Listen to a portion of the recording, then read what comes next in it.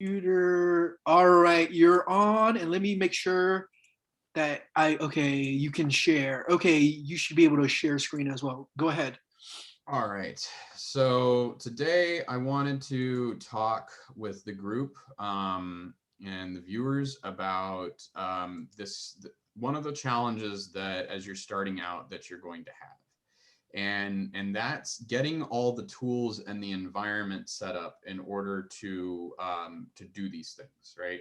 And to start, you need to have a cyber lab, and that is a a virtual machine environment, right? So some of the viewers have seen, using DigitalOcean to set up VMs. Um, we've demoed using VMware to set up your environment. I just turned on my VMware here just to kind of illustrate that, right? So you can build your VMs and set everything up, right? And so the piece beyond that is now that you have your VMs set up, now you need to actually start networking them together. And the way to do that in VMware is you will end up setting up a host only network. And I'll just authenticate really quick so I can show that. So in VirtualBox, you'll just set up a host only network, right? Between your two VMs, you'll connect. If you need to have network access, you'll put two network adapters in, and you'll have one that goes out to the internet and one that connects between the two. Or you'll set up some kind of NATing between the two systems. In VMware, we have a little more functionality to do more robust networking. So we can actually have more of a switch instead of a hub configuration that VirtualBox has. And so we can set up things that are like a host only network, right? So we would select add new network. How I got here was I went to the virtual machine editor, virtual network editor, and I can start setting that up. So once I set all this up, I can go into my Kali or my book VM, which is something I'm working on for school, and I can network them together so I can start having things talk. All right, cool. That's great and all, but how do I get these tools? Well, the best way to do that is first you're going to need some Windows systems and you're going to need some Linux systems, right? So we all know, you can go to Kali, you know, uh, Kali, and you can just download it, right? You can just type in Kali Linux, and then you can go into the downloads, right? And if you don't want to install it from scratch because that's awful, you can go and get the VMware or VirtualBox downloads, right? So you don't have to set everything up. It just comes in as a virtual machine, and you can just download it, right? You can download your VMware or you can download your VirtualBox. So we all know that. All right, but what if I wanted to get Windows systems? Okay, well, so Microsoft actually provides a lot of opportunities for you to do that. One of the things that you might want to get is a Windows 10 VM. And you can go and download this. You just type Windows 10 developer environment, and you can get access to a VMware, Hyper-V, VirtualBox, or Parallels copy of Windows 10 Enterprise. This VM expires, and the Windows actually will tell you, like, take a snapshot, and it'll have on the screen, like, here, run these commands, and you can re-register the license.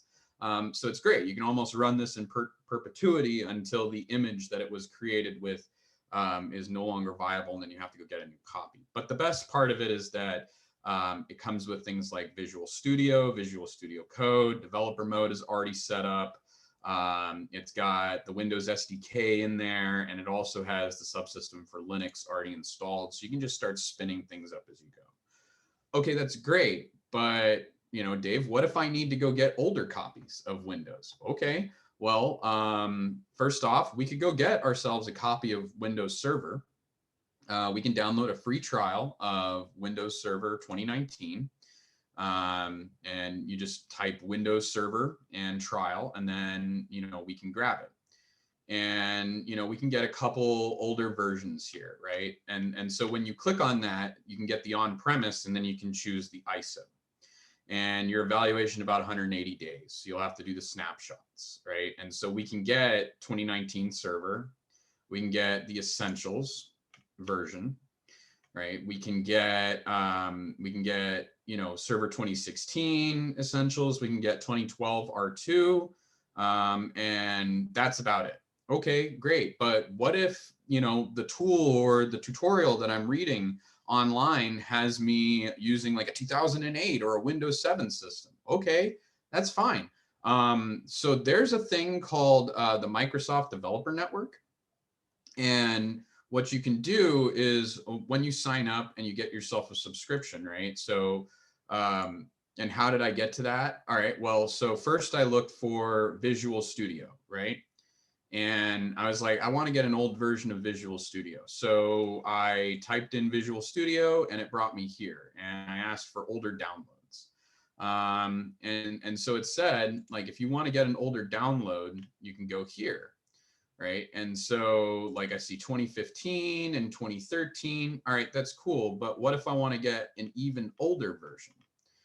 Well, if I want to get an even older version, the best way for you to get that is for you to actually go and create an account.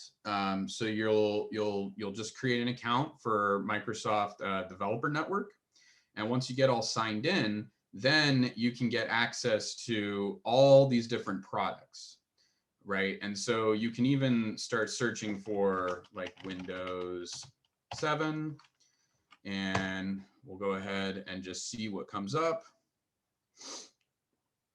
And so some of them don't always come up, but in this case, it's probably because I'm just filtering incorrectly.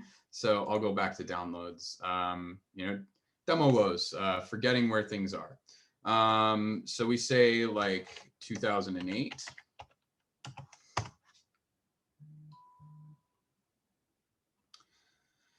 And so right here, we can get some of the SDKs for those different pieces. So if we needed to, but what if we needed to get like older versions of Visual Studio? And I'll show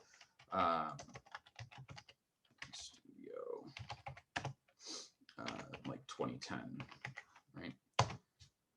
So in here, we can get a trial version of old Studio 2010. Right. So let's say that, all right, that's great, but now I need to actually load that on a older version of Windows itself. Okay. So that's not exactly an issue. We can just, say like Windows 7, and then we'll say ISO, and then Microsoft. Right. And then, so right there, so I just typed it, and we can actually just go and download the ISO file right here, right? So it says that we need to get like a license key. You could probably pull this from an old laptop if you have it. But there are other places that you can definitely go to get those. You can go to like Dell and some other places. If you have if your school has a Azure subscription, you can actually download a copy of that directly from your student subscription, right? So so again, we could go right here and Dell says, all right, here's Windows 7 all the way up to Ultimate. So we can click on Ultimate, and if we do that, it's going to bring us back to Microsoft, and then we'll just have to sign in and validate. And then you should be able to download the ISO once you get there. So there are different places to get it. I'm not exactly able to get to it right now, but you do have that capability. And a lot of it is also going to be based on what subscriptions you have, right? So we could also download Windows 8, but that just says Windows 8 language pack. So I'll just say Windows 8, 8.1. And again, it says language pack. So it's a lot of trial and error sometimes to get those, but you can either do a couple things, right? We can start with downloading the Windows 8 creation tool, and we can get it there. This is a website called howtogeek.com, and howtogeek.com will kind of walk you through some of those pieces.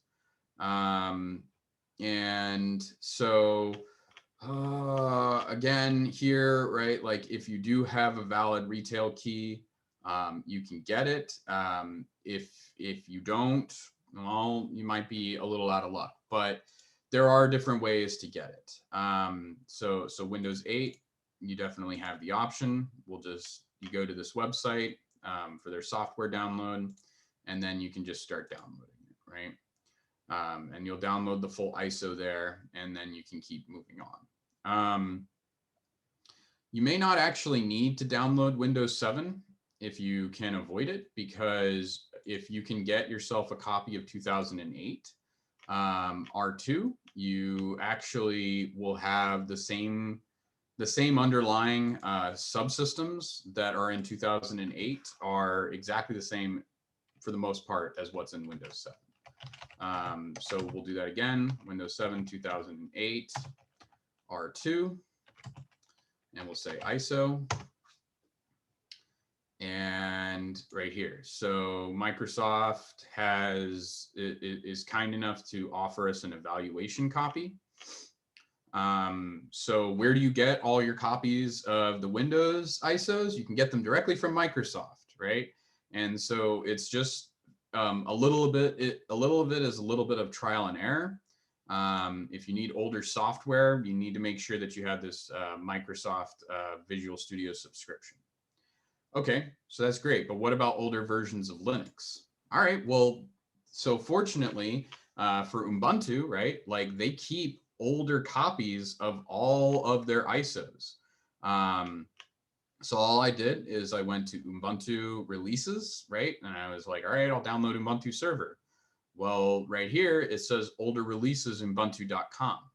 So if we go here, we can get all the old versions of Ubuntu, right? Ignore the not secured web page. They just have this as an FTP server. But the important piece here is that you can get older copies of Ubuntu going all the way back to 14.01.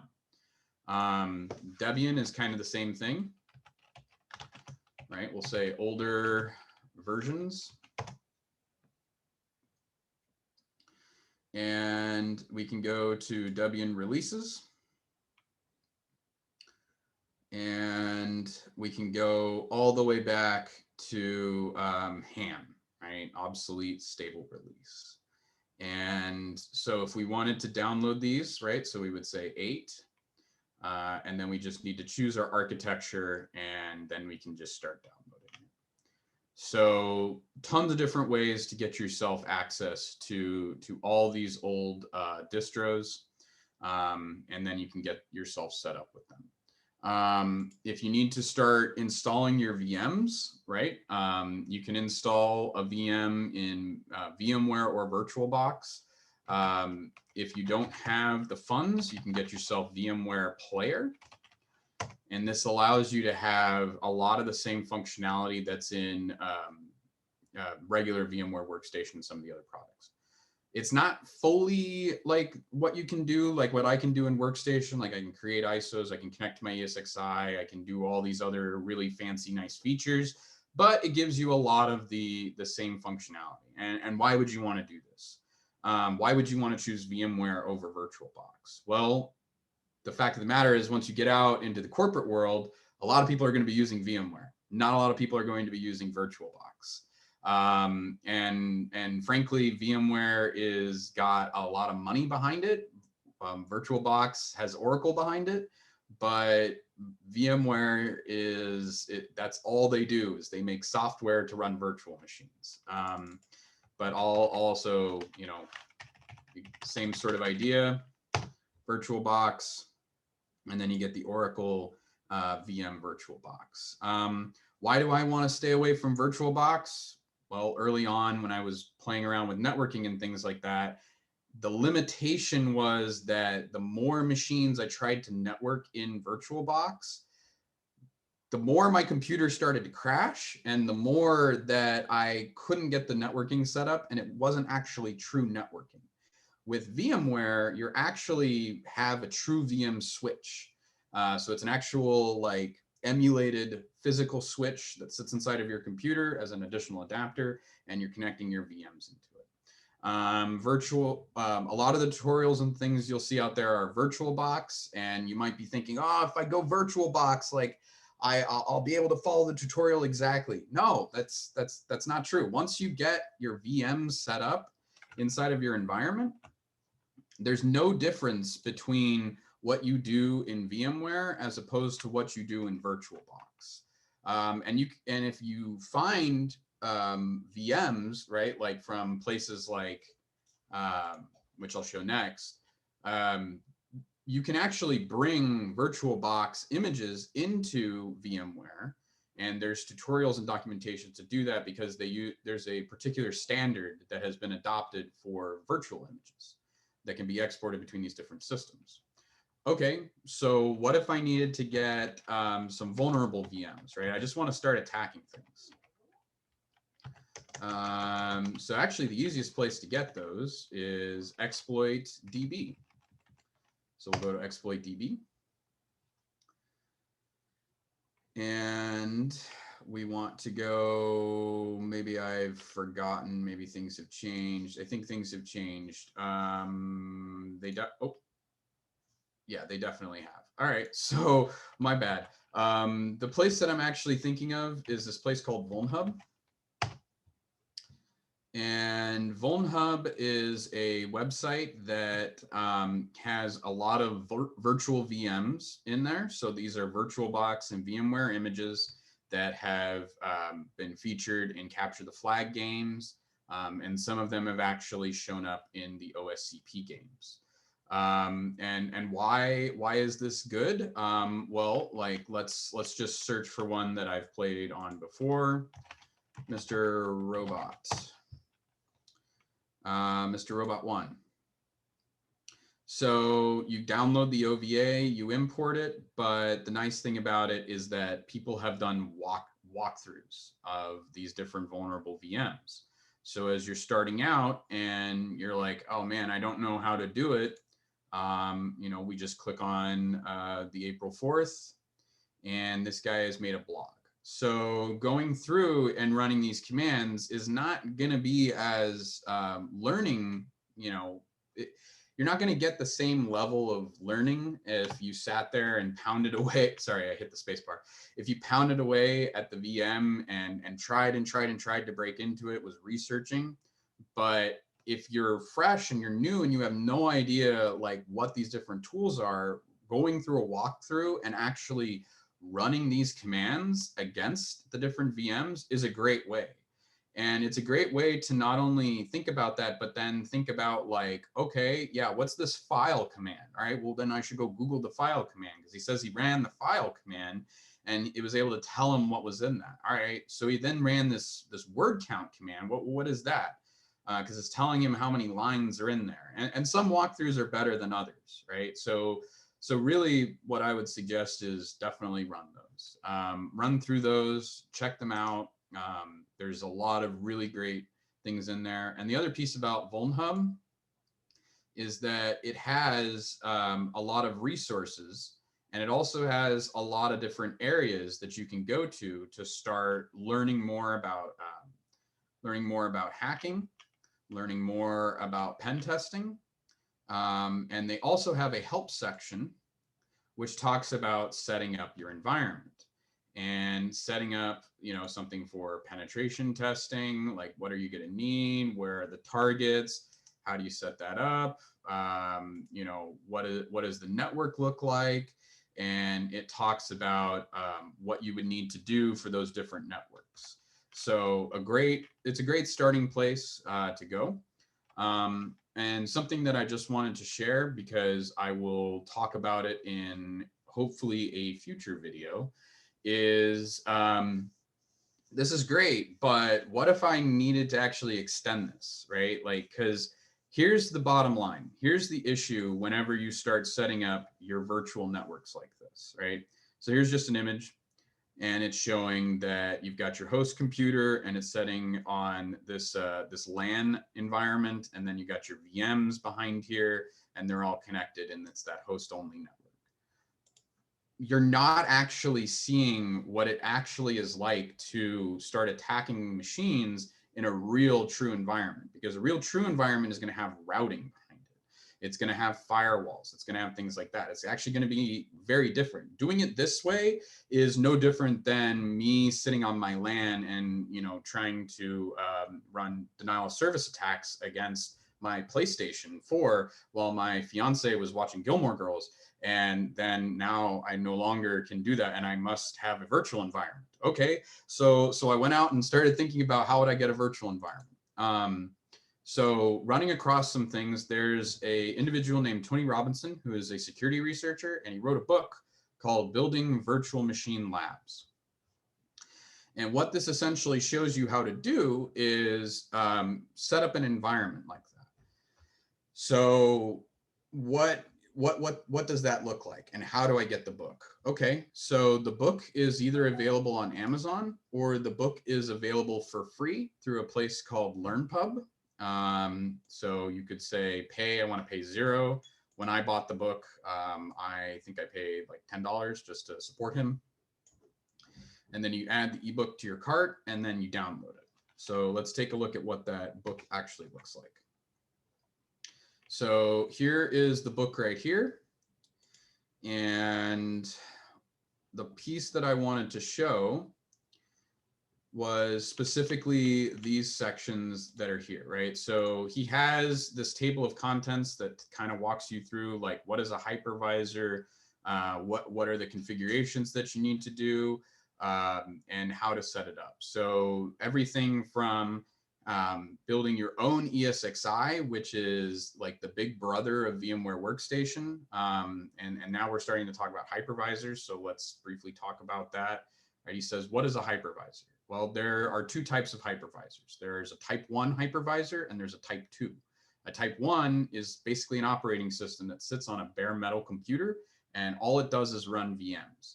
A type 2 hypervisor is a software application like VMware Workstation that sits on your host computer and shares some of the same sublayers as your computer does, in order to provide that emulation boundary so that you can start running VMs on your computer itself. And why am I showing this book? Because specifically, he walks you through the entire way to set up your VMs, and then set up your VMs in the different configurations that you will have to set up this entire lab. So if you have a Mac, how to set it up in VMware Fusion Pro. If you have VMware Workstation, how to set it up there.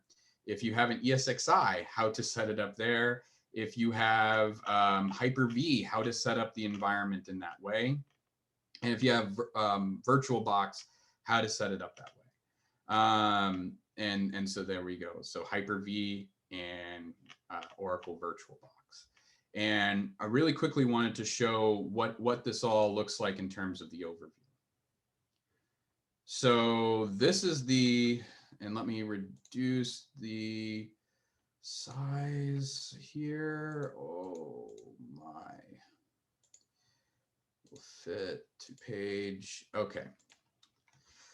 All right, so I'll just increase the size right there so that it fits nicely. All right, so what are we all talking about? All right, so we're saying that we have our hypervisor, and then in the hypervisor, you actually set up a router, and that router is a pfSense firewall. So a firewall is typically a layer 3 device, but now it's actually sitting on more of the layers. You can actually think of a firewall as almost a layer 7 device, an application layer device, because it can do different types of routing based on applications. But what this all sets up is this sets up a Splunk environment, and it sets up 2 adapters. that have Metasploitable and Kali. So Kali sits outside of the firewall and is trying to get at Metasploitable. And then you set up on these two adapters, Snort and Socrate, which are intrusion detection and intrusion prevention systems. And those create, capture the network information that's passing between the two VMs, because you actually have to go through the interface that's on this VM in order to get to the Metasploitable.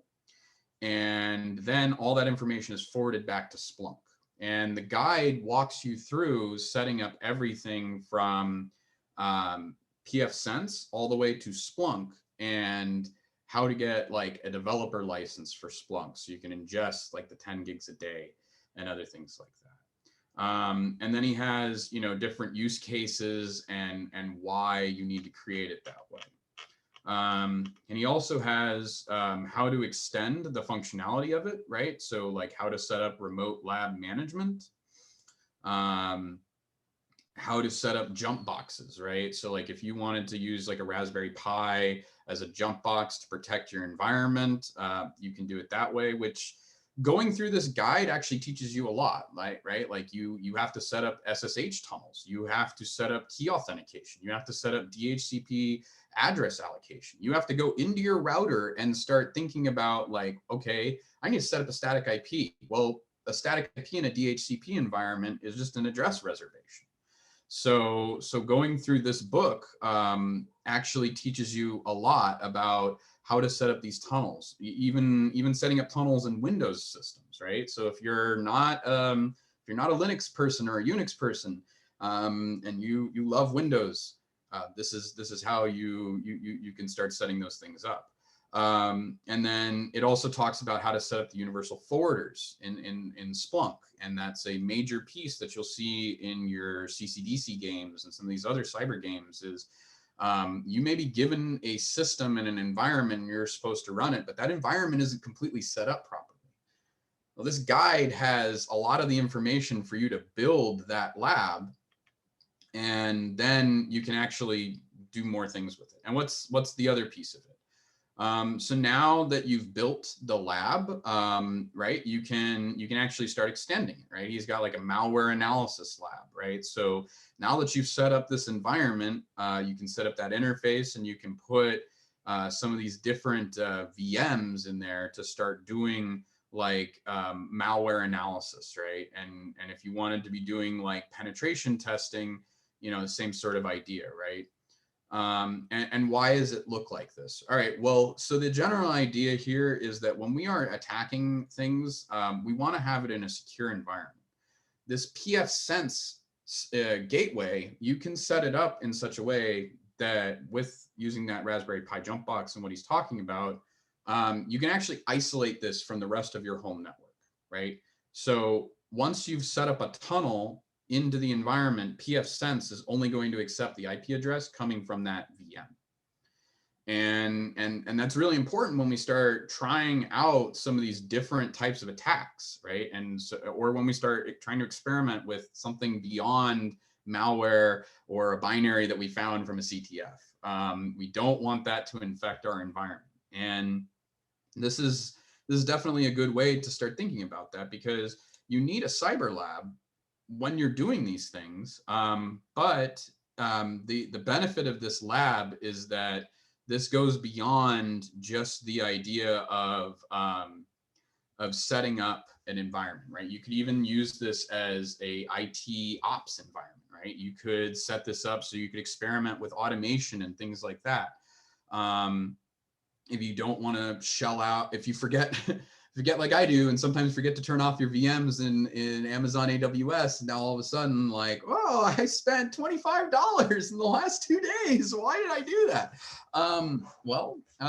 That's because I was negligent, and I was negligent because I didn't think about what exactly are all the costs and things like that. And this was years and years ago when I was starting out. But this environment is definitely a great way to start, and it definitely is. It's a long book. It's about 600 pages, but the what you can do once you have this set up, and he also shows you how to set it up so you keep your VMs auto updated and you keep your pfSense auto updated, you keep Splunk auto updated. This allows you to have a environment where you can drop in a VM, you can start experimenting with it, you can start playing with it, and you can start playing with some of these things that you see on tutorials online, right? Like, so if you learn about a command and control infrastructure and you want to try it out and play with it, but you're worried that maybe you might end up compromising yourself, well, you could throw it into this virtual environment. You take snapshots of your VMs, or you just can blow them away and tear them down, right? So this is kind of extending the whole functionality that you have in terms of of what you might just have from, you know, your VMware workstation, and now expanding this into something greater. And okay, that's great, Dave, but you know, no one's ever going to really do this. Oh, no, they will. And why? Because you are literally building an on-premise cloud in your own computer or on another computer, right? And once you start thinking about that, and you start thinking about that, okay, what is a cloud environment? Well, a cloud environment is just virtual machines that have some kind of networking behind them. And you could do everything that you're doing with pfSense by taking a Linux computer and setting up I think you just echo a 1 instead of a 0 into the IP forwarding and proc, and then you can set up IP tables for all the same kind of routing that you would have in a router. You install the DHCP daemon and all of that. That's great. That's cool. But pfSense is the same kind of idea, but it's already set up for you and it has a graphical user interface.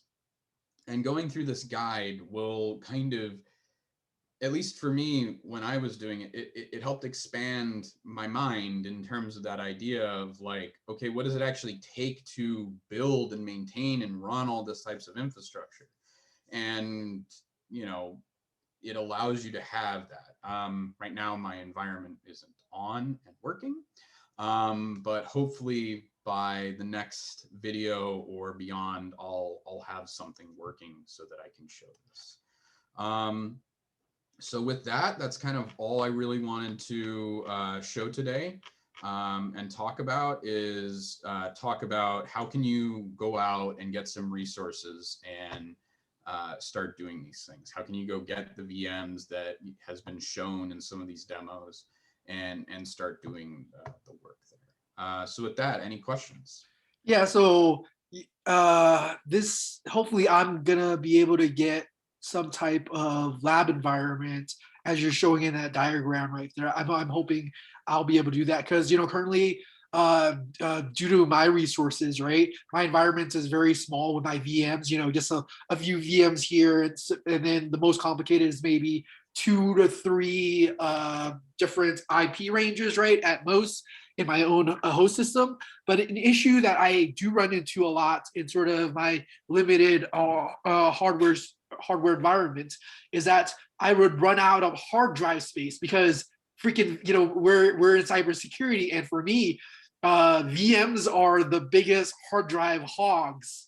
And so I'm curious, have you ran into that issue and sort of, you know, have you came up with some solutions or good workaround? Because for me, it's so annoying. I guess sort of like, okay, I guess I don't need to use these VMs right now. I'll throw it onto an external hard drive. But then when I need it, it's like, oh crap, which one do I delete? Which one do I move? You know, so I'm curious, do you have any experience there, and you know what you have to share about that? Absolutely. So what I ended up doing was I ended up following these guides, and I manually attached several terabyte drives to my ESXi, and you can actually mount them as data stores. So that's how I got around it. Is I went to Walmart and I bought, they had these like hard drives on sale for like terabytes for $35. So I bought 4 of them. And so those now become my data stores, right? And so really that's kind of where you kind of need to go with it. I actually bought a Dell PowerEdge server. And I'll hopefully have that on at some point. probably could show it, but I don't know if the camera will reach all the way over to it. Yeah, next time Uh, is fine. Yeah. but yeah, that's how I got around it. I Googled how do I set up a data store for a USB. And they literally had these exact steps. So you set it up like this, then you add it in, and then now that you've done that, you partition it and format it with their virtual machine file system format, and then you set it up. And once I did that, it seemed to work, fairly well. There is a little bit of latency as I pull things together. Okay. But and that's a great point. Let's show that, right? So ESXi, we've said that. Now the viewer needs to see it. So ESXi is the type 1 hypervisor. So that's what we're talking about. And you can go download a copy of it from VMware. You can go to free product downloads and you go to vSphere hypervisor. And then you can download this and they will walk you through installing and setting it up. And how can you do that?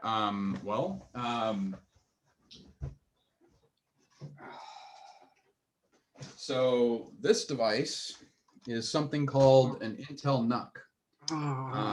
This is a small form factor system. And for a very, very long time, this lab, this Avatar Building Virtual Machines lab, this lived on here. Wow. ESXi can install on it. And then I started to run into the whole, like, I don't have enough CPU usage Yeah. to run this. Yeah. So what I ended up doing, Candy, is I actually went on Amazon and I typed in Dell PowerEdge server and I bought one for $200. Nice. And now I have a 48 gig server with 2 CPUs, and yeah. The biggest part of this is that I used to have this environment on a lot, but now that I'm working, I don't really have a whole lot of use for it. Now, with school, I don't have a whole lot of use for it at the moment.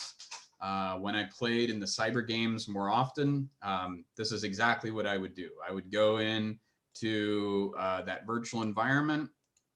I would start running attacks against services I set up, and then try to capture those logs in Splunk to understand it. And the nice thing about this guide is he actually has you, when you're done with it, to check whether or not it works.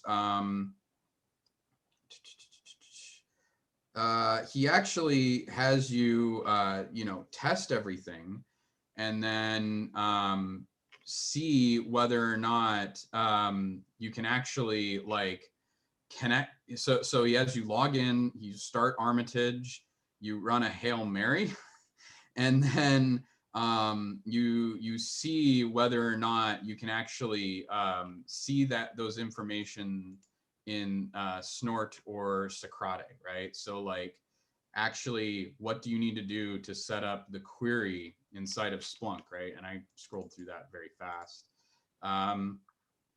And then see what those signatures look like. And then you bring all those results in so that you can actually start looking at it. What's great about this is you could extend this, right? Like if you had Graylog, which is another logging scene type of system, very similar to Splunk, but it's open source. You could do that, right? But the purpose of this book shows you more about Splunk and everything else, right? So there's a lot of different things in here to set it all up and get it configured. And if you're worried about the resources and the requirements, the book actually has those in terms of like, what would you need for hardware configurations and considerations, right? So, you know, about the VMs, you have to read and dig in a little bit, but once you look at it, you'll be able to start seeing what he's talking about and all of that. And this should be the latest copy that he had. I think the last time it was published was 2017. And I went through the build of this in 2019 and 2018. So everything, all the links that he talks about definitely still work. So it sounds like we need to go to page 34. And this talks about it, right? So he says, like, at bare minimum, you need a box with 16.2 gigabytes of RAM, 4 core CPUs, and this is a piece that I've had to help other students with many different times. Your computers, as you're setting them up, may not have these options turned on, and you may have to go into your BIOS or UEFI and actually activate them. And he's saying at minimum you need 500 gigs of disk space at minimum to build this entire environment, right? So he has everything starting very small, very minimal resources, and it is possible to build it. I saw a student build this exact setup as a senior project at my university not too long ago. So it is possible. Any other questions? Awesome. That's all I had on my end. You know, this was really useful because setting up these kind of lab environments is one of my biggest weaknesses because I find it very sort of tedious. So, you know, but this is good information for me to use to get started on my own lab. Awesome. Cool. All Yeah. right.